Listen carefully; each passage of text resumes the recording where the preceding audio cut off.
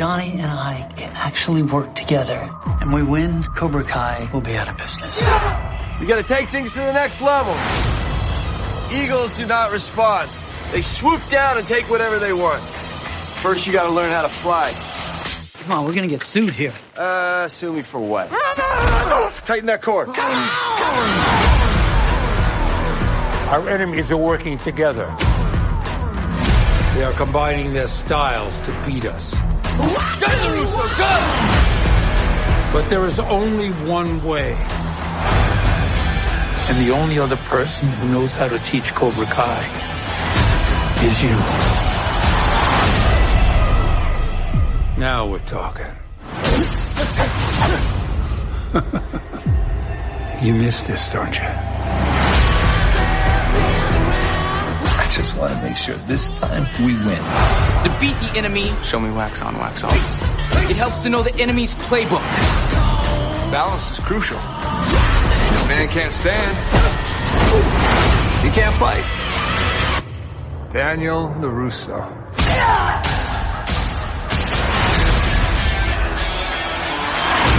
Does it really come down to this? Johnny Lawrence playing second fiddle? I just want what's best for Miguel and all of your students. So now you know what's best for Miguel. Circle around things your whole life. Wait for problems to show up at your doorstep. You cannot strike first with this guy. You just don't want to admit there's always been a little Cobra Kai in you. Everybody thinks their way is the only way. You, my dad, Cobra Kai. The truth is, it doesn't matter which way you fight as long as it works. No fighting until the tournament.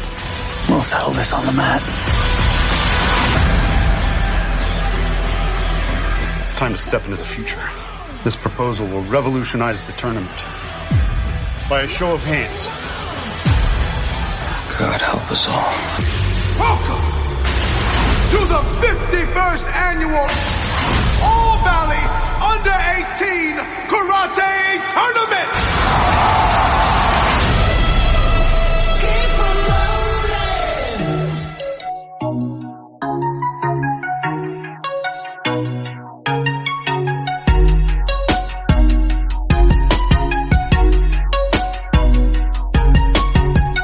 Hello, everyone, and welcome to an all-new episode of Palace Off the Top Rope. Thank you so much for joining me, ladies and gentlemen.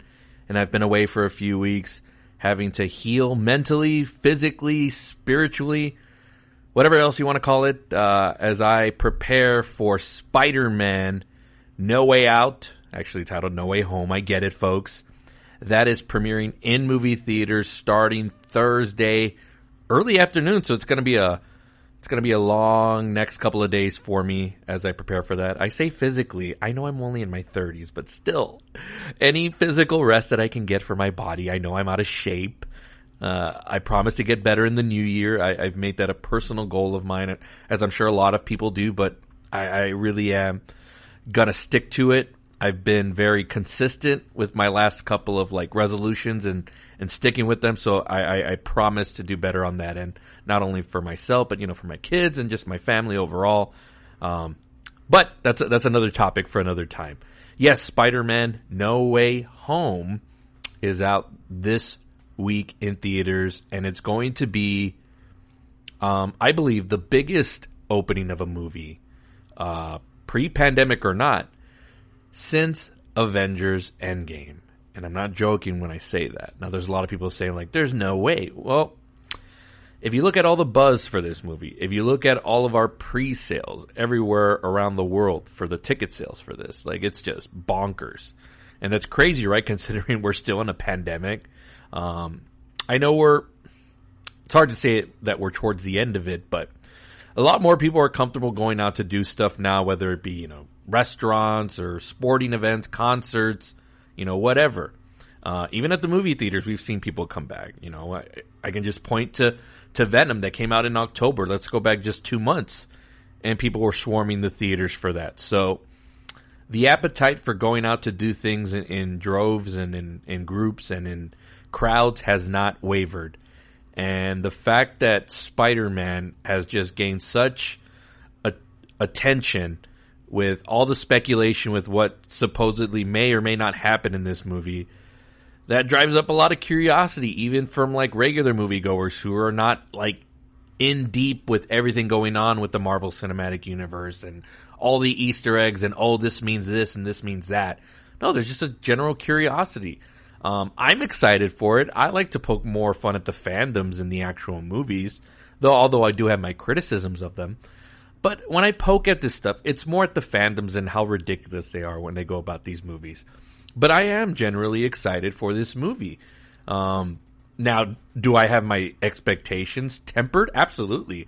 I do that with any movie that I go into. I don't be like, oh man, it better have this, it better have that. If it doesn't include this storyline or if it doesn't have this character, it means it's a piece of shit and it should be banned and, you know, whatever, however you may feel.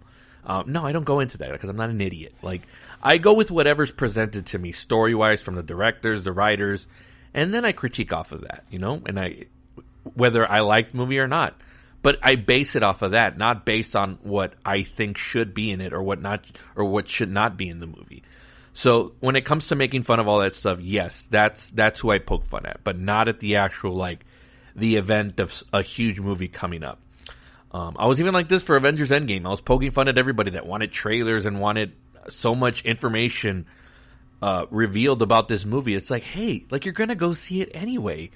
Just be excited and surprised for it. Like, we barely knew anything going into that movie, and everybody came out of it, like, just with their minds blown and, you know, satisfaction over a 10-year story that was completed, and you enjoyed it, right? Like, why did you need stuff revealed to you? Like, I'll never understand that when it comes to fandom. I just truly never will understand that. But anyways, it's here this weekend. And now you're probably thinking, well, Palace, what are you thinking about box office expectations? Well, folks, I told you, I think this is going to be the biggest opening since Avengers Endgame. Now, do I think it's going to make as much as Avengers Endgame opening weekend? No, I do not. That record, I think, will stand the test of time. So that opened at around 357 million over the span of 3 days. So I don't think we're ever touching that mark again.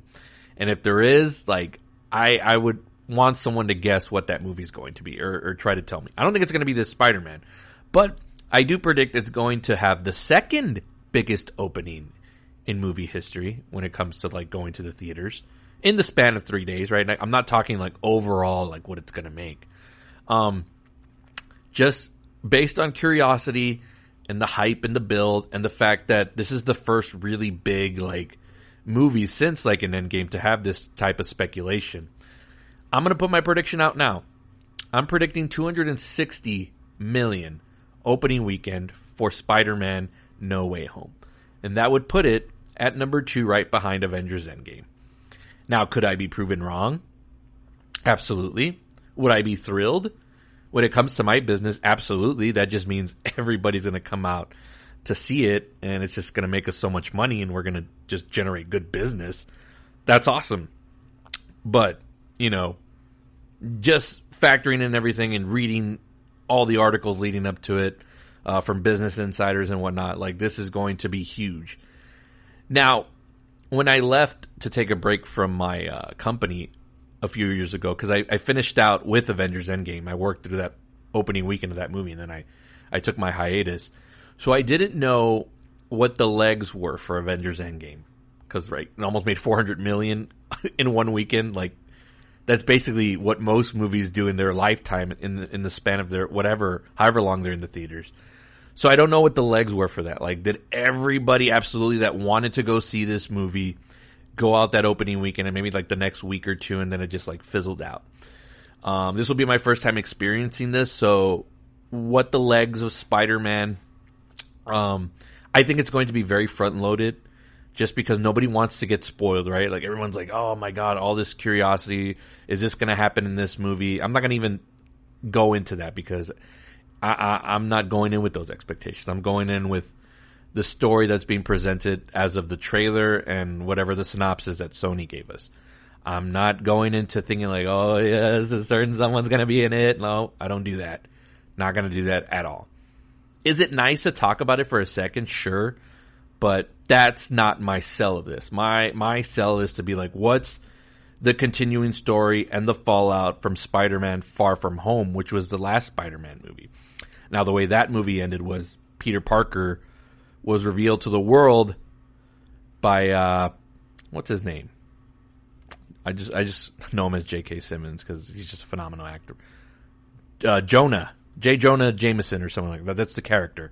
Outed him out at the end of that movie. So the entire world now knows that Spider-Man is Peter Parker. So what's the fallout from that story?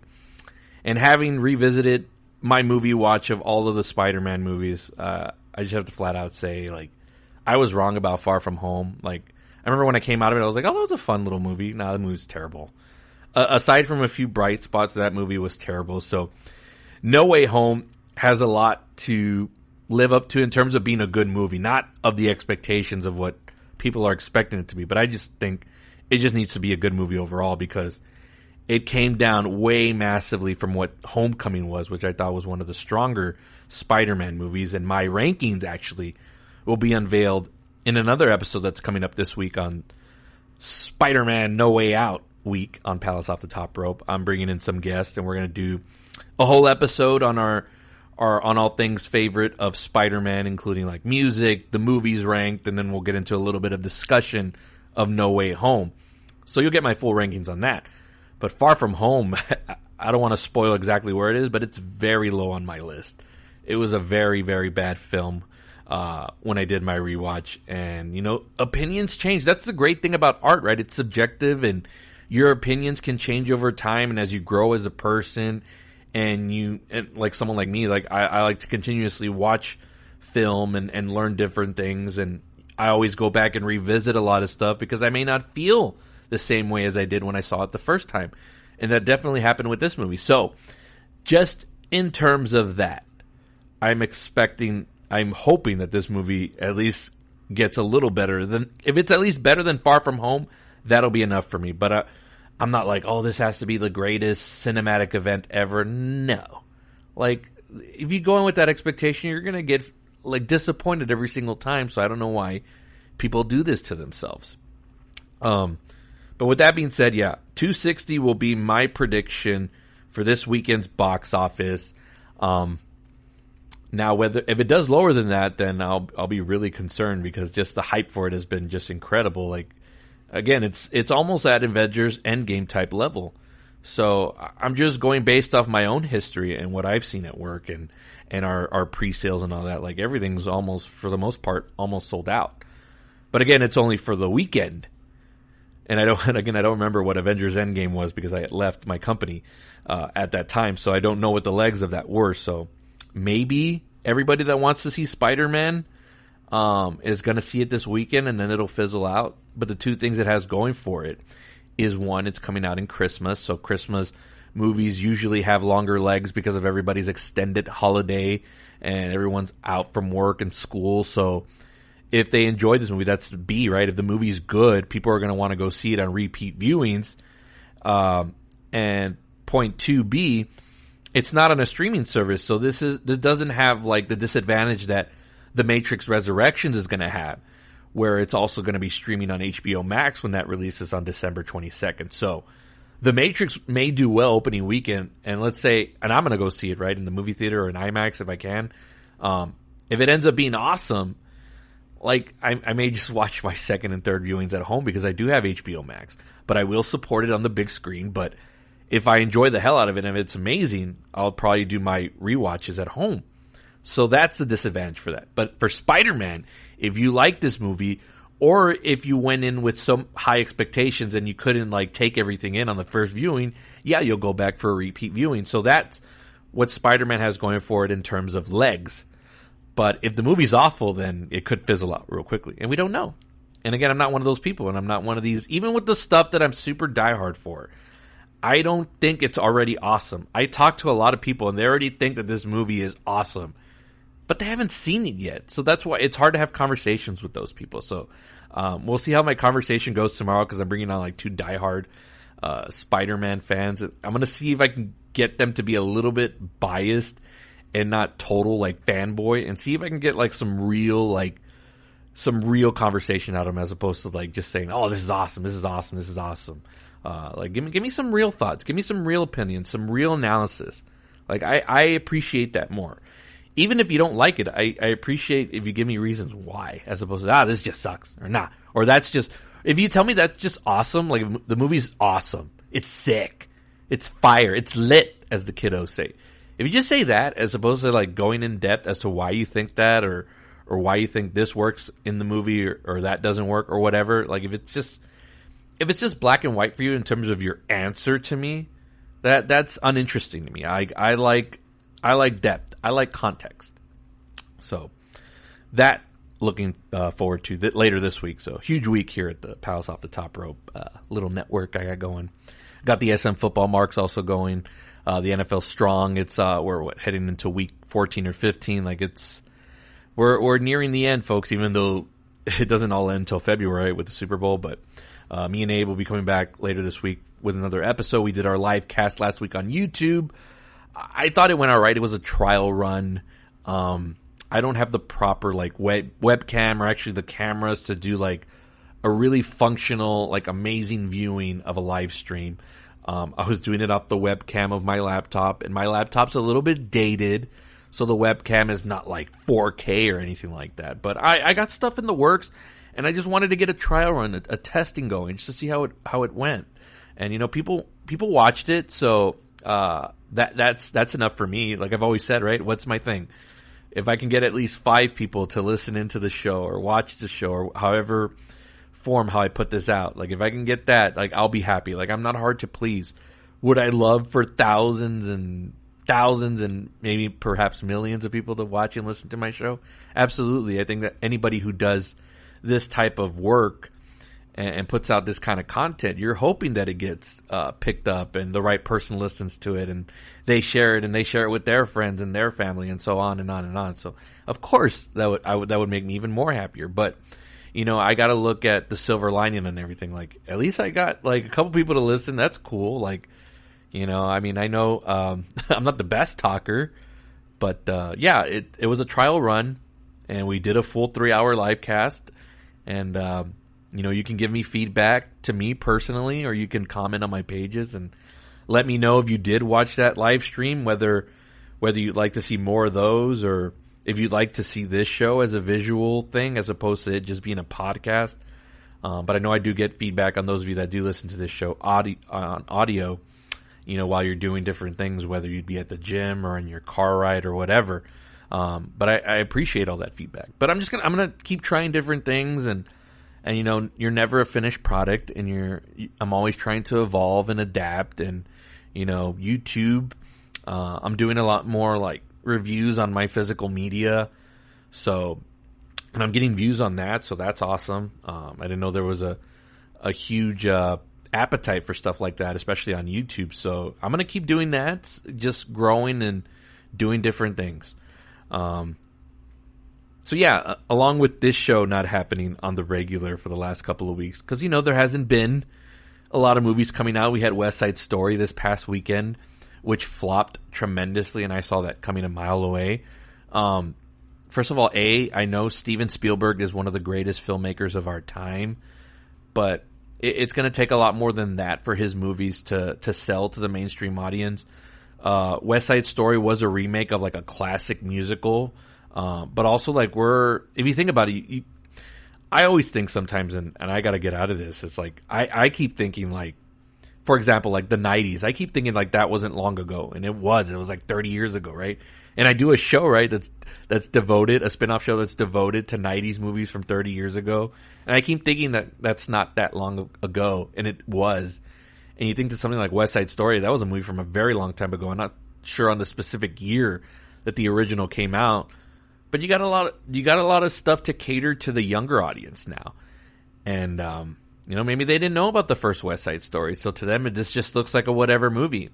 And also, there's no stars in it, you know. And to me, if you're going to sell something like that, that's not Marvel or Jurassic Park or Batman or whatever, you need some star power in it. So, like, if West Side Story had, like, you know, Leonardo DiCaprio or Brad Pitt or Tom Cruise, you know, just somebody like that, Denzel, whoever, your movie has a better chance of succeeding.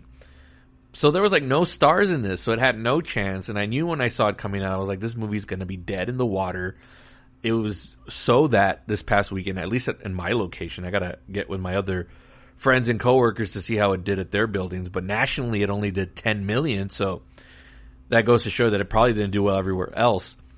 But we had this same problem with the movie In the Heights earlier this summer, and that one was also on HBO Max, so that didn't do it any favors. But nobody cared. Nobody came out to see it, and I'm all for, like, you know, supporting original movies and movies with, like, In the Heights, like, I felt super bad for it. It was a movie with a primarily Latino cast, so that sucks in Hollywood trying to, you know, give movies to Latinos with an entirely led cast like that.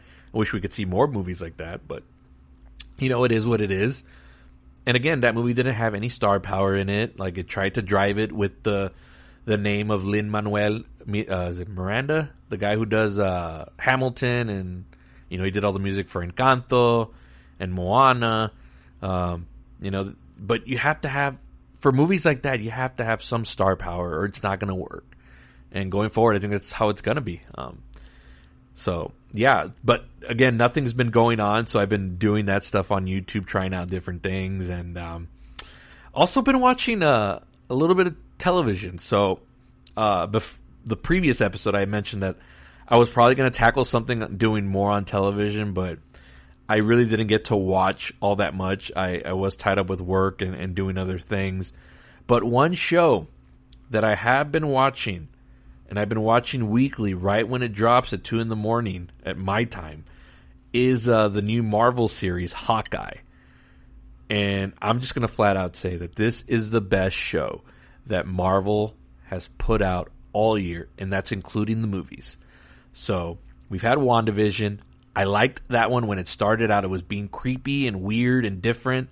And then by the time we came to the end of it, it's like, it became total MCU, total, like, where I didn't want it to go, and it ended up going that way. So, ended up getting kind of like a thumbs down for me. Then we had The Falcon and the Winter Soldier, which that in itself could have been a movie. It was stretched out over 6 episodes, but it felt like forever. And I just, overall, I didn't really like that one. Was there a few bright spots? Yes, there was. Daniel Bruhl coming back as Zemo was great. That was probably the best part of it. I like the music in the show because the music was done by Henry Jackman, who did the Captain America movies. So, and you know how I feel about that music. And the theme song in the main credits of that show was actually my number 1 song on my Spotify Wrapped. So I'm very proud of myself for making that happen. I thought that song was ridiculously cool. And I will continue to blare it in my car or just whenever I want to pump myself up. It's officially been added to my gym playlist. Whenever I get my ass back to the gym, it's on there. So that's going to make me run faster on the treadmill. No doubt about it.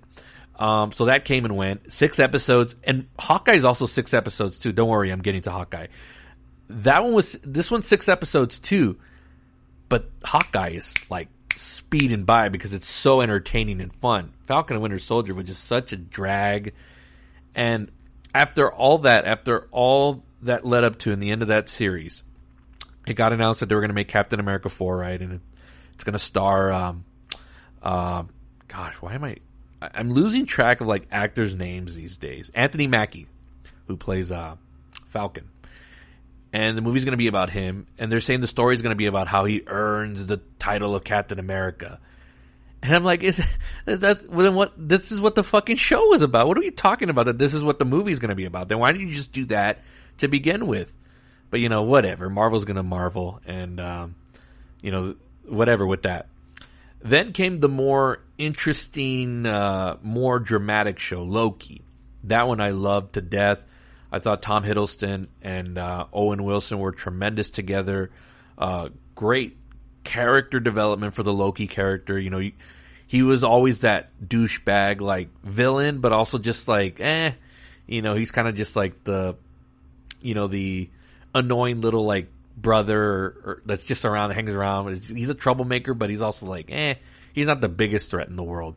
But here in this show, you got to actually like fall for him, right? And you actually got to care about him and his motivations, and he actually had a love interest in the show, and you cared about that. So I thought they did a really good job with that. And I think that's the only one so far that they've announced to have like a season 2. So I'm very interested to see where that's going to go, because they started introducing stuff like a multiple timeline and this and that. Not exactly the multiverse specifically, which is what Spider-Man. That's the other thing about Spider-Man that's going to drive a lot of people to go see it. This is really going to open the door for the multiverse. So that's the kickstart to that. So that's another reason why I think it's going to make so much money this weekend. But back to Loki, it kind of like starts cracking the door open for that and ends in a cliffhanger. And of course, it's going to come back for season 2, so I'm going to get to see more of that. I'm excited for that. Then there was the What If series. I saw the first episode. I liked it. It was like Captain America, but if it were Peggy Carter. But it's a cartoon. I don't know. I just couldn't get into it. And I'm not shitting on cartoons or anything like that, but I don't know. I just didn't go back and finish it. And I've had all this time, and people tell me, oh, go back and watch it. But I'm like, I mean, I guess unless it really ties into the MCU, and I've heard that it does, but I don't know. I really haven't lost a beat with what's going on so far. So, I don't know. Maybe I'll get back to it at some point, but not in the near future. And then we got the movies, right? We had Black Widow, which I thought was a total waste of time and just a total nothing. Couple of bright spots, of course. Florence Pugh in the movie and part of that world now, which I know she can do a lot more better work than that. I don't want to see her tied down to that for the next 10 years of her career, because she's such a tremendous actress. But it looks like we're probably going to head in that direction anyway, even though Marvel's not doing contracts anymore, or long contracts. But I'm sure she's going to be tied to this for like the next decade, or to whatever big like event movie that they're going to do next. So that was a total nothing. Shang-Chi and the Legend of the Ten Rings, I enjoyed it for what it was. But as I mentioned on this podcast, I have totally not thought about that movie since the first time I saw it. And I just never thought about it. And I fell asleep in that movie for a little while, didn't lose a beat. Again, it was a lot of the same Marvel stuff, even though for every single Marvel movie, it's like everyone's like, oh, it's stuff you've never seen before, but it's like literally the same beats. And the entire third act is horrible CGI, and that kind of took me out of it. But overall, for the most part, it was enjoyable, but very forgettable, because, I mean, I have no thoughts of buying it on home video or rewatching it on Disney+. So it's kind of just, I got the story of what he was, and that's that. Whenever he pops up in Avengers 6 or whatever, I guess I'll be like, hey, I know who that guy is. And then we had Eternals that came out last month in November. Whew, total bore fest. Did not like this movie at all. I guess some bright spots, but not really. Also very forgettable, maybe more forgettable than Shang-Chi. Maybe I remember more of it because it was just not that long ago that it came out. I think it's been about a month since it's been out, and it kind of fizzled out at our theater too. So it's like, and again, I keep coming up with reasons why Spider-Man's going to do so well. I just think because Marvel's been so like just mediocre this year, even though all the diehard marks are like, yeah, everything's awesome for Marvel. No, be realistic. This thing has like been so subpar. It's so mid, as MJF would say, with everything that they've released this year, other than Loki. But on the big screen, everything's been meh. So I think audiences are going to be craving a real like typical like before Endgame type of Marvel movie where it's just total fun, a lot of quirks and a lot of color, which Spider-Man does look like a colorful movie, but I mean more than Shang-Chi and freaking Eternals, that's for damn sure. So I think a lot of people are waiting for this is going to be like their palate cleanser for the year. Like, come on, just give us the Marvel that we all love and give us more like Guardians type, freaking Captain America, Winter Soldier, Civil War, Iron Man, those type of movies where they're just freaking fun. So that's got another thing going for it. So now we come to Hawkeye. Holy shit, this show. This was the one I was least looking forward to when they announced like their little slate. I'm like, oh, show about Hawkeye. Like, who gives a rip? I kind of like didn't really give a rip about him in the movies. So I was like, I'm supposed to devote like 6 or 7 episodes to my life, to watch this character? Boy, was I wrong. But also after the disappointments that were Eternals and Shang-Chi and WandaVision and Falcon and Winter Soldier, I was like, you know what? Give me some familiarity. Give me some Jeremy Renner. Give me him being like self-aware and very meta. And that's exactly what this show is. It's back to kind of the form of what made Marvel like cool and fun in the first place. This show is a total blast, folks. We're already going to be heading into episode 5 of this thing. And it feels like this show just started last week. Like, that's how much fun has been going on. Haley Steinfeld plays Kate Bishop. She's this girl that was like very fond of Hawkeye when she was a kid.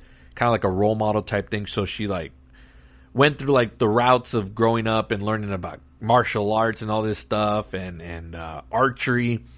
So she's kind of like a Hawkeye in training. And, you know, I'm not going to spoil it because the show's still going on. But there's a lot of Lethal Weapon vibe. This is the true buddy cop show that Falcon and Winter Soldier should have been with the two opposites, right? In Bucky and Falcon. But we got none of that. Got a little bit of it, but it didn't fit. It didn't mix with whatever that story they were trying to tell. The tone was just completely off. Here in Hawkeye, it's that mixed in with a Christmas story, right? So basically what the main story is that Hawkeye is drawn out of retirement while he's on vacation with the kids in New York. And he happens to have this chance encounter with Kate Bishop that is diving into all these different things in the underworld of what his character was doing in Avengers Endgame. So for those of you who have seen Avengers Endgame, the Hawkeye character was codenamed Ronin, and he was, you know, doing like all these killings with mafias and you know, triads and gangs and stuff. So he was doing like a bunch of like evil crap, like while everybody had been snapped away, and he thought he had lost his family. Anyways, if you've seen all that, you know the character of Ronin, so that plays a huge part into what's going on here in Hawkeye. And it all, you know, it all circles back to Kate Bishop and how she gets involved. And so they're having that little buddy act comedy, and they're also like, he's also like kind of like training, but not training her to be like a successor. But the whole basis of the show is that it's also like it's a Christmas movie. It's like the wife giving Hawkeye like 6 or 7 days to come home, right? Like, get your little mission done, but just make sure you're in home to watch the kids unwrap the gifts. So that's basically what the whole show's about. Is like, is Hawkeye going to be able to get home in Christmas? And it's very small. It's low stakes. It's not tying into this like bigger picture, although there has been some reveals that lead to like a larger picture. But it's not enough to distract what's going on in the story.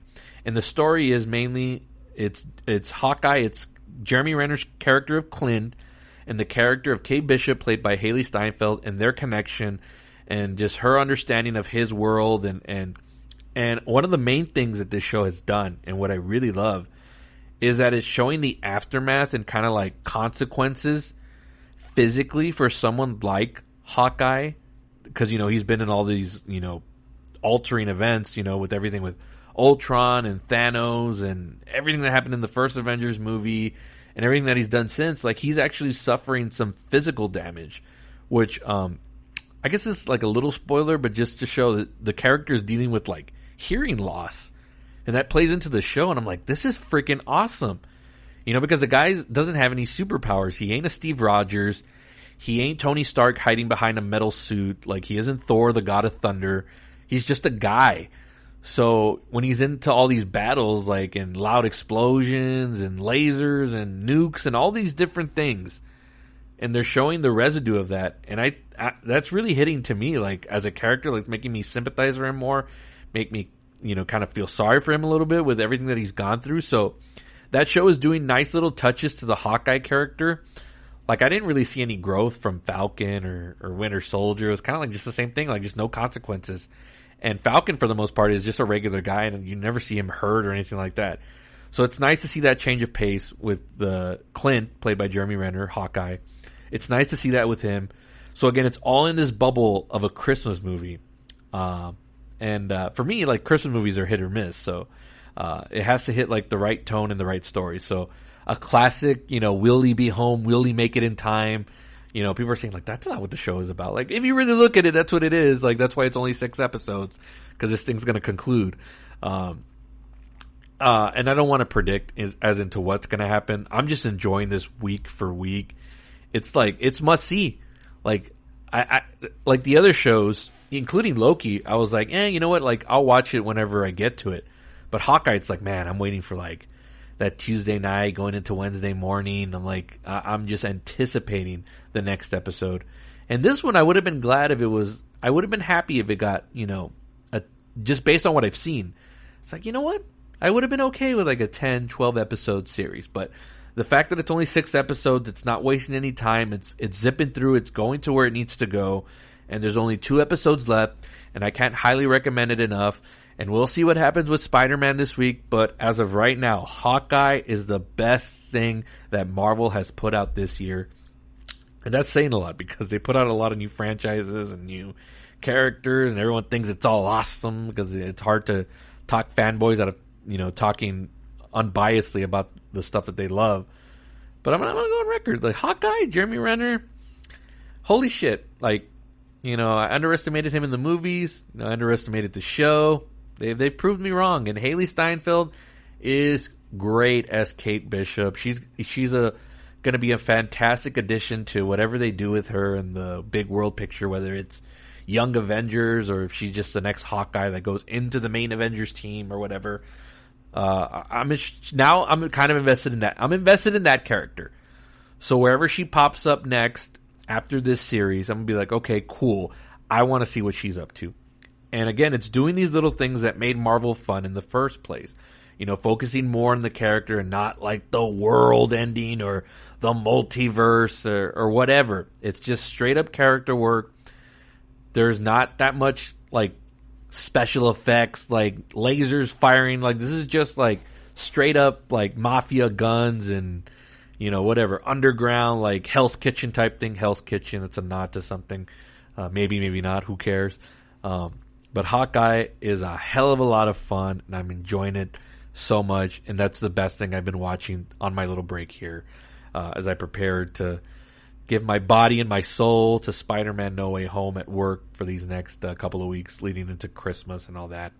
I've rambled on a little bit. Let's take a break because I need to talk about the main event of the show. And you heard the trailer at the beginning. Cobra Kai Season 4. That full trailer is out, and it's going to be premiering on Netflix on December 31st. I got my days off requested, so that way I can binge watch it with my family. It's almost here, and I'm going to talk about that when we come back. This is Palace Off the Top Rope. We'll see you in just a bit. Truth is, I accidentally brought those dangerous people here. The world, if you're watching, wish me luck. Your friendly neighborhood Spider-Man could really use some. When you botched that spell where you wanted everyone to forget that Peter Parker's Spider-Man, we started getting some visitors. They're a danger to our universe. Look, there has to be another way. Don't do this. I have to try.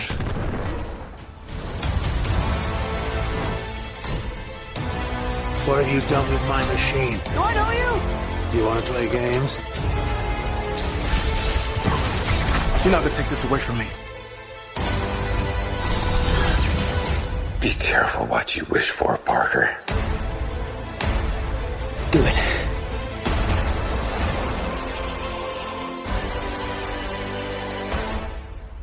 Welcome back to the show, and let's not waste any more time. The new trailer, the final trailer. There's been 2, but this is the final before the drop on December 31st. Season 4 of Cobra Kai. And to what I've seen of this trailer, I'm just, I don't know, like for a show like this, it's crazy how they continue to up the ante as far as like getting me like hyped for it. Like I think season 3, I'll have to do my rewatch soon.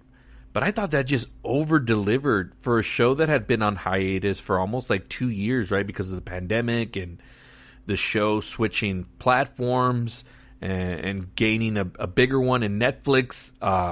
It just over-delivered in every way. Was it perfect? No, there's some stuff in it that I was like didn't work. But overall, like the season I thought like there's no way they can do any better than this.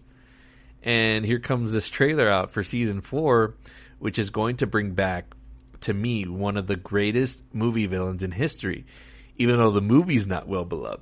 and that being Thomas Ian Griffith as Terry Silver, who was the main antagonist in the Karate Kid Part 3.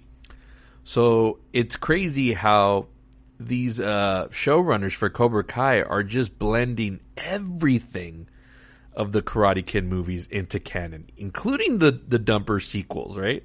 That's how they're perceived by many, including Ralph Macchio, who doesn't really like the Karate Kid Part 3, but they're bringing back elements of it that worked. And that being Terry Silver was probably the best thing about the Karate Kid Part 3. And why not bring that back and see where you could go with that character in this series? So it just looks like a lot of good drama, a lot of good, just everything that we've come to love and expect from Cobra Kai. If they just keep delivering on that same level, I'm not even asking that it tries to do anything crazy or wow in the story. Just keep it entertaining. It's a soap opera, right? That's what it's become. It's a nice little soap opera mixed with drama and comedy. Like they've done a really good mix of everything. Just continue to build that as long as you push the story forward, even though you're bringing back all these little elements of nostalgia, but push it forward. Don't do the exact same thing like in the movies. Give us that little twist. Make it a little different. So I'm interested to see how they're going to take the Terry Silver character here, and whether he's just going to be a flat out like straight up villain like John Kreese, or if they're going to give him a little bit more depth and maybe just have you question things a little bit and give you that gray area, which is the best part, I think, of this entire Cobra Kai thing, is that we used to just see it as black and white, right? Like Daniel LaRusso and Miyagi and all that stuff, they're the good ones. And Cobra Kai, Johnny Lawrence and all that, they're the bad guys, and that's that. But no, there's more to it, and it's complicated, and there's a lot of context. So if they can continue to deliver that in Season 4, I'm going to be super happy. Again, not expecting huge things. I don't need shockers or a what-the-hell plot storyline out of nowhere. Like, just continue what you're doing. These last 3 seasons, not flawless, but they've been consistent, and they've been growing the characters, and then they've been moving the story forward. Doesn't have to take giant leaps. You have to do all these wacky things. Just keep it straight, and I think they're going to be just fine. I really wish that this was a week-to-week thing. And we're starting to see that a little bit with some shows on some of the platforms where they're releasing their episodes weekly. Like, I think Disney Plus has done a tremendous job as far as, like, keeping their Marvel shows and their Star Wars shows being weekly. That way you keep the conversation going. Like, imagine if all Hawkeye was dropped at once. Like, we'd talk about it for maybe a week and then it'd go away. I mentioned television, right? I mentioned that I watched Hawkeye. But actually the other thing that I watched was Season 2 of Saved by the Bell on Peacock, which, for critics' recommendation, is freaking awesome and hilarious. The writing is just so top-notch. I'm talking like, this is like Emmy status. It should be getting Emmy nominations for Best Writing and Comedy. I think they've done a great job. But that came out during Thanksgiving, and I binged it all in one setting. Or actually not within a couple of days, but even then, like, the whole season's out. And nobody's really talked about it, and, it's not in the consciousness. So I think binging is... I think it's kind of becoming a thing that maybe might not completely fizz out, but if you're going to want people to continue to come back to your platforms, you want the conversation to keep going. Wouldn't you rather your show be talked about for 3 months as opposed to 3 weeks, and then you move on? Even though I know there's so much content out there now. Like me, look at me. I'm not a Netflix subscriber for 12 months. I'm about to subscribe back to Netflix simply because of Cobra Kai. And I didn't have to subscribe the other 11 months. Now, if you kept Cobra Kai, which is probably going to be 10 episodes, if you released it weekly for 10 weeks, then you have me at least 2.5 months as a subscriber to Netflix. So I think that strategy needs to be rethought out a little bit. I have Disney Plus because of my kids, so yeah, that's on year round. So, I can watch these shows whenever and talk about them whenever, but Netflix has got a short window with me because once Cobra Kai is done, and I imagine I'm going to do some quick rewatches of the 4th season over and over within that month time span that I resubscribe. But then after that, I'm just, okay, cool. I'll see you back for Cobra Kai Season 5. And, I don't know. But very excited for Season 4. I think the only other person as excited as me, or two people actually, and maybe I'll get that second person to come on and talk about the show. I haven't had them on the show before, and I would love to discuss everything Cobra Kai, but specifically Season 4 when that drops on December 31st on Netflix. That's my Christmas this year. That's all I need. Let's take one final break. When we come back, I actually saw some movies during this little time span. Not big movies. There's some big stars in these movies, but they're not big movies. And I'll talk about those and give you my reviews of them. When we come back, this is Palace Off the Top Rope. What is your name? Stanton Carlisle. Are you a true medium? Yes, I am. What do I want? To be found out, same as everybody else. Can you read minds? Yes, I can, under the right circumstances. We've had our share of snake charmers. We deal with them. If you displease the right people, I'm giving you a fortune. The world closes in on you very fast. Nightmare Alley, rated R, only in theaters December 17th. Welcome back to the show. And Nightmare Alley, starring Bradley Cooper, Cate Blanchett, Rooney Mara, and a whole assortment of great actors in this movie, will be out in theaters this Friday, but will be completely forgotten about because everybody's going to go see Spider-Man, which is a damn shame because this is a movie that I would hope to do well just because I like everybody that's in it. And a perfect example of, these aren't like superstars, but people know who Bradley Cooper is. For the most part, people know who Cate Blanchett is. And I think if you had actors like this in West Side Story, I think that movie would have had a little bit of a better chance to make some more money. Not like a giant chunk. I'm not talking like 100 million opening weekend or anything like that. But you have actors like that in West Side Story, notable actors. You could have at least done like 25 million, I think. I mean, I could be wrong, but I think it would have stood a better chance. I don't know. That's just my 2 cents on that. Anyways, I was back in the theaters to check out a couple of movies.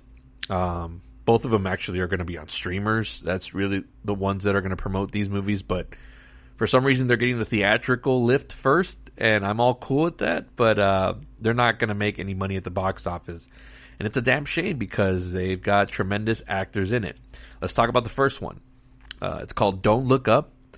It's the new film from Adam McKay, who's directed movies like Vice and the other guys. He's done, for the most part, comedies, but he's done like a lot of like more, I should say, serious topics, but also kind of like in a comedic way. He also did The Big Short, which was about like the stock market crash in 2008 and all that stuff. Really fascinating movie. I need to rewatch that one because I went in and I came out of it like super like confused and not knowing a lot, even though in that movie they explain a lot of the stuff that happens like very in simple terms, but it just went way above my head. And I can admit sometimes where I'm like, what was that? Like, that happened with Tenet where like, kind of really didn't understand everything that was going on. So it took me a couple of rewatches. So that's the kind of movies he's been doing recently, just more like stuff on the current like situations in the real world.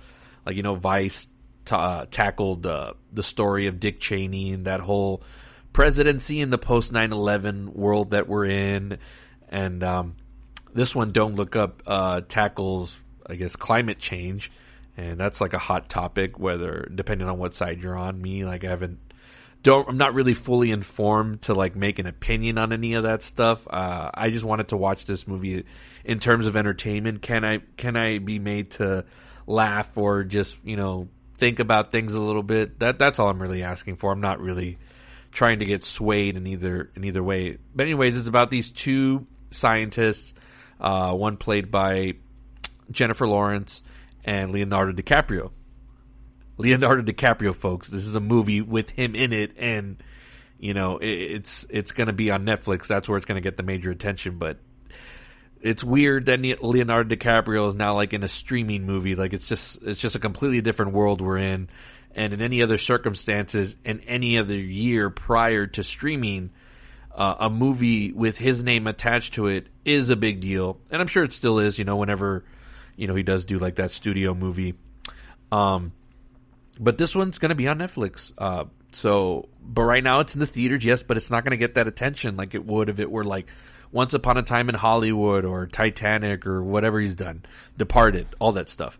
So he's in this, and he's one of, I guess it's like a co-lead movie. This is a movie about Jennifer Lawrence and DiCaprio co-stars, but there's a lot of like high profile like co-stars. Meryl Streep's in this, Jonah Hill, Ariana Grande. You know, they're mixing all the pop culture into this, like the Hollywood elite, you would say. And people are saying like, "Oh, are you a conspiracy theorist on Facebook?" Like, no, like, I mean, come on, it's Hollywood trying to preach us on climate change and this and that. I mean, come on, really, like, just be entertaining. That's all I ask. So this really is it's a black comedy, and it's about them discovering, or I think the character of Jennifer Lawrence discovers that there's a huge ass comet headed straight for Earth. All the math and the trajectory, all that stuff has been calculated. They've discussed it with I don't know how many different, like, you know, advisors and all that stuff, and they all came to the same conclusion that it's headed directly to Earth and it's going to wipe out everybody. It's going to kill everybody. So they try to go inform the president of the United States, played by Meryl Streep, and they kind of really don't take it serious. And I think the take that Meryl Streep does here, she's kind of supposed to be like a female version of Donald Trump, and, you know, she's got her own agendas and own narratives that she wants to spin. So I mean, I can see all that, how this movie can be very preachy to a lot of people that may not like it. Me, I want it. Is it funny? Is it entertaining? Is it like, does it try to push some thought into it? And it does, but I'm in it mostly because I want to see DiCaprio give a good performance, which he does here. He plays it straight up, but the thing about DiCaprio that I love is that he'll always add little things to his characters to just make it like, well, how does he, any other actor would have just played this straight. He's got to add something to it. So he's a guy that deals with a lot of anxiety and panic attacks. So whenever he's dealing with these situations, you can't help but feel how he's feeling, and you're like, you get uneasy. So that's just the brilliance, and why I think Leonardo DiCaprio is just one of the greatest actors of our time. But anyways, that's what the movie's mainly about. It's about them trying to inform everybody, including like people in the media. So there's takes here on like CNN and all that stuff. And nobody's taking this threat seriously. They're more concerned with, you know, other stuff that's going on in the world of pop culture and just, you know, fake news or whatever.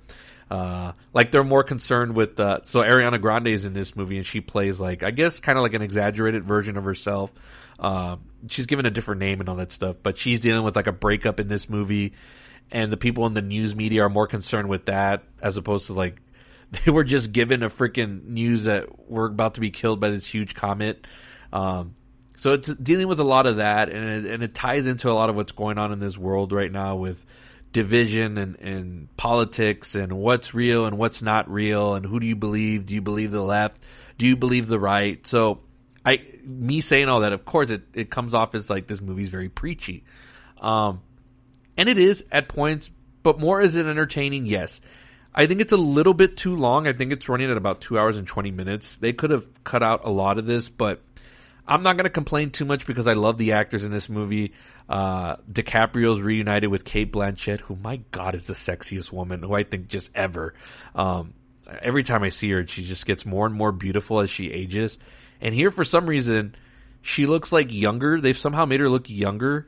And she's coming out in Nightmare Alley. And there she looks more like her age. But here, I mean, she's playing a newswoman, or a news analyst, media analyst, I should say, in this movie. And they really like made her like de-aged like 10 years. I know they probably didn't use special effects. I'm sure that has to do with makeup. But my God, like, if there's someone that's consistently like where I go watch a movie and she's in it, I'm like, oh, she's so hot. Like, and I don't like to be that type of guy where I'm all about the looks. But man, Cate Blanchett, like, if I could marry her today, I would. She's older than me. I don't care. I know some guys that I know are like, just, that's weird to them. I'm all about Cate Blanchett, man. But that's enough fawning over her. The movie works for me for the most part. Again, a little bit too long. This is the most I've liked Jennifer Lawrence in a movie in a very long time. For the most part, I can't really remember her in anything other than these last couple of like X-Men movies. You know, she had a ceiling where she was going places, and then like her real life persona took over, and people were kind of turned off by that. including me. Like, but she plays a likable character here. Again, there's a lot of people that pop up in this movie. Timothée Chalamet. I can't remember who else pops up in this movie. There's like a bunch of people. Most of them are like cameos. Mark Rylance, Best Supporting Actor winner over Stallone. Damn you. He's in this movie. Plays kind of like a Mark Zuckerberg / Elon Musk type character. Very creepy. He pulls that off really well. So in terms of like characters that are like, man, this guy's just weird, Rylance pulls that off. Just a dark comedy. Like it's not one that leaves you like feeling like pretty good about yourself or like just, you know, wow, that was like escapism, like, because it kind of blended in with stuff that's going on. Not that like that exact thing that's happening in the movie is going to happen in the real world, but you know, I mean, you know, we're just in weird times. And again, I love Adam McKay's stuff. I love The Vice, but I loved it more because of the way Christian Bale portrayed Dick Cheney. He just transformed, and the story was entertaining enough, despite most of the stuff happening in the movie was based off of real events. I know you could dramatize stuff because it's Hollywood. So I was looking for that same type of thing here in Don't Look Up, and for the most part, it succeeds. Again, a little bit more preachy than something like Vice or like The Big Short has probably been like the best of his movies. But still, this one, I recommend it. Again, no one's going to see it in the theater. It's in limited theaters. Even in my company, I think it's only in like one of our theaters. So Netflix didn't really give like this thing like a national like amount of screens, because everyone's going to be able to see it on Netflix starting, I believe, December 24th, which is Christmas Eve. So I wouldn't really recommend that as a Christmas Eve watch. But if you're a DiCaprio fan, you're diehard, yeah, go see it. I mean, if that was the only way I could have seen it, yeah, I probably would have watched it day one. But other than that, not McKay's best, but again, not a bad movie, at least again, that's my opinion. So that was my first of my double features that I saw that same night. The second one, which I thought to be the better movie, and this one's going to have awards all over it. Although I don't Look Up, I could see DiCaprio getting nominated for like a Golden Globe. I don't know about Best Actor for the Oscars. Maybe this thing will be nominated for Best Comedy. I could see that happening for sure. But beyond the Golden Globes, I'm not sure. We'll wait and see on that. The next movie, however, truly fantastic. This one is going to be on Amazon Prime, I think, in about 2 weeks, or maybe around the same time Don't Look Up drops. So it might be a Christmas Eve drop. It might be a couple days before. It's called Being the Ricardos, and it stars Javier Bardem and Nicole Kidman in the titular role of playing Lucille Ball. It's written and directed by Aaron Sorkin. And you know me, I'm a Sorkin nut. I love a chunk of his screenplays. His writing is just top notch and just beyond what anybody else does. Like, he has a certain style and nobody can match it, like, for sure. He's got like that fast quip dialogue. You know, I talked about The Social Network that I just got not too long ago on 4K, and that screenplay is just incredible. He's done so many classics like A Few Good Men and The American President. You know, he's written for so many great directors, but now he's kind of ventured into doing directing, but he's still doing the writing also, so it's kind of like a win-win. His last movie came out last year, The Trial of the Chicago 7. I liked it a lot. A lot of people were kind of like hit and miss on it. I thought it was tremendous. Usually everything he does like engages me because his screenplays are so sharp. So this movie reminded me. So it's behind the scenes of the I Love Lucy show, and between the marriage between Nicole Kidman's Lucy, and Desi Arnaz, played by Javier Bardem, and it's about their marriage and the behind the scenes of the show. But specifically during 1 week of the show, where there was a news story that came out that Lucy, that she was a communist. There was reports out there that she was a communist, and it's like, oh man, this is going to derail the whole show. And it's a nice like little device to put in the movie as far as like creating drama. And it does like flashbacks of Lucy and Desi's life as they're coming up in the Hollywood ranks. You know, I don't know much about her life story in terms of like her career. but she was doing like, movies in the up and come. Desi Arnaz was like working in like jazz clubs, singing and all that stuff. And then how they met and their life together and how they run things on the show. So the movie goes through like a whole week of the process on the television show while transitioning into those flashbacks. And again, you add in that Sorkin mix and it just makes it an incredible movie. And it's so like, just your eyes are on the screen because the performances are great. Because, there's the actors in there are incredible, including J.K. Simmons, who's also in this. I believe he's going to get a Best Supporting nomination. Same thing for Nicole Kidman and Javier Bardem. Definitely Best Actor, Best Actress. The Best Actress category this year is going to be incredible. Like, so many great performances. I haven't seen Kristen Stewart in Spencer yet, as she plays Princess Diana, but, for sure, locks are Lady Gaga and then, of course, Nicole Kidman. And, we'll see what else happens with a lot of these awards contenders once they announce everything, and I'll try to watch everything also. But back to being the Ricardos, so it's going from a Monday through Friday, and it tells you what day of the week it is, and they're doing blocking for the show and rehearsals, and all these different ideas and how a television show is put together, which is incredible. It reminded me of this short-lived television drama comedy that was on NBC called Studio 60 on the Sunset Strip. That was written by Aaron Sorkin, and it starred Matthew Perry from Friends and Bradley Whitford from The West Wing. And again, it was behind the scenes of a Saturday Night Live type show, a comedy, but it would bring in those elements of drama and just show you all the workings of how to put on a television show and all the process that goes through it. So for somebody that enjoys all of that process, it's the filmmaking process, the showmaking process, just the whole behind the scenes in general, and how much hard work it is. This was like an A+ for me. Like, it's well directed too. People give shit to Aaron Sorkin as a director, but I think he's finally coming to his own here. And if he can continue to do stuff like this is right up his alley, right? He did this with Studio 60, so it gave off those vibes right away. And it's a very underrated show. It's hard to find. I found the series DVD set not too long ago, I think in Dallas when I was visiting up there, and I was like, I have to buy this because it's hard to find. You can't find it on any streamer. But if you're into that kind of thing and you watch Being the Ricardos, I recommend going back to watch the Studio 60 on the Sunset Strip if you can find it. And it's got a lot of those same elements. So again, a lot of it's driven by the screenplay and how everyone, again, Sorkin's dialogue is so sharp that it seems like all the actors are sharp. When real life, like, I doubt anybody has a conversation like that as the way you see it in most of his movies. Like, watch those movies or movies that he's written and you see the way the characters interact. It's like, there's no way people talk like this in real life, but this is a movie. You can get away with things like that. So yes, it's awesome. I think it's going to get nominated for Best Picture, Best Actor, Best Actress, Best Supporting Actor, Best Screenplay. I don't know if I'm going to go as far as say Best Director for Aaron Sorkin.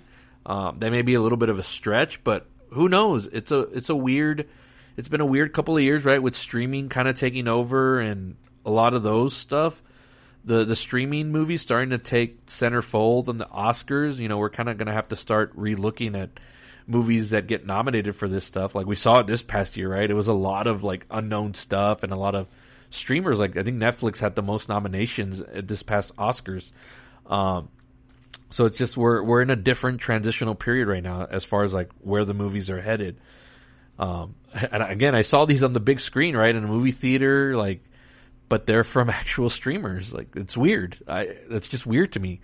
And again, we're at a time now where things are still transitioning. So yes, it's okay to be a little confused as to what is an actual like movie and all that stuff. That debate is still going on heavily.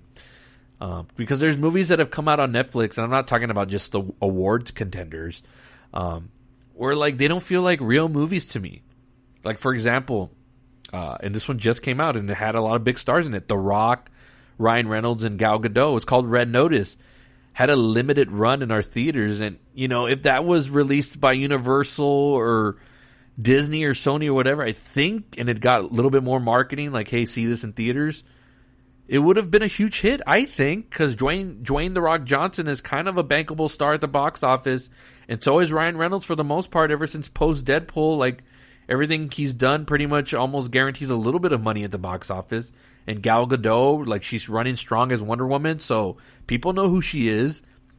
And it's weird, like, it just nobody talked about it, but then it comes out on Netflix, and supposedly it's the most viewed thing ever, but I don't see anybody talking about it anywhere, like, in my circles or on social media, on my Facebook. I don't see anybody talking about it. On Twitter, I follow a lot of the film Twitter people that talk about all movies, and nobody talked about Red Notice. So it's just a weird time.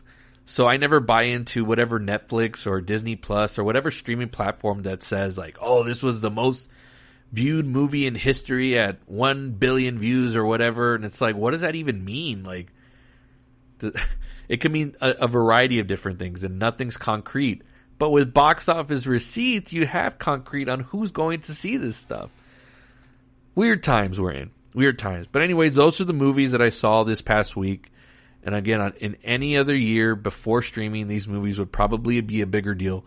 Probably Don't Look Up more than Being the Ricardos. Being the Ricardos is a little bit more on the independent side, but very, very good movie. One of the best of the year. Don't Look Up. It's entertaining if you take it for what it is and don't buy into the preachiness or take it as serious. Like, oh my God, this could be real life or whatever. It's exaggerated. So go into it thinking that.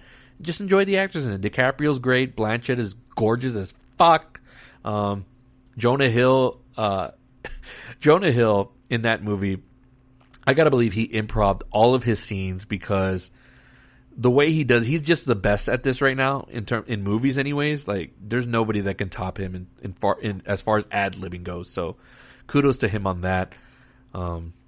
Yeah, movies, man. Spider-Man this week, so we're back to big movies this week with that.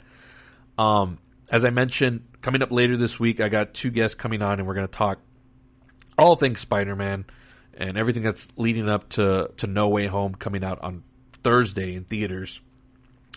And then I'm going to bring back Brandon McLaughlin at some point, and we're going to go into a deep dive on Spider-Man No Way Home, the actual movie, and we'll discuss it, spoilers and all that stuff. So that'll be coming soon after this upcoming week.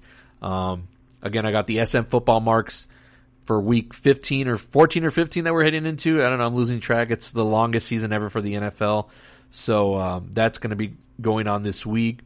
I've got Paco Torres coming back on. The Matrix Resurrections is also almost about a week away, so we're going to dive into that. That's one of his favorite film franchises of all time, and I can't wait to revisit those movies and talk about that, as well as the new one coming out. A lot of stuff to watch and rewatch, and then I'm going to conclude my 90s Films Turn 30 series on the year 1991. I'm capping it off with a special guest for one of my movies that I'm doing, and that's going to be a super fun episode. And then, yeah, we'll start the new year off strong. Cobra Kai, again, that's what my main focus on this episode was the trailer, and that's coming at the end of the month. But I'm sure I'll cover it in January and do full spoilers on and then we can see what's to come in 2022. So, going to finish out with a lot of strong shows. So, I'm excited for that. And you can follow this podcast on Spotify. Search Palace Off the Top Rope. You can follow this podcast as I share it through my social media pages on Facebook, Twitter, and Instagram, through podbean.com. You can download the app. You can listen on your phone. If you got an iPhone and Apple and all that stuff, subscribe on Apple Podcasts. Leave me that 5-star review. I would greatly appreciate it. Also available on Amazon Podcasts, iHeartRadio, Pandora, all these different avenues, however you listen to your podcast. But that's going to do it for this episode. That's not going to do it for the week. A lot more to come this week, so stay tuned. It's Spider-Man No Way Out week here on Palace Off the Top Rope. Thank you guys, and God bless you.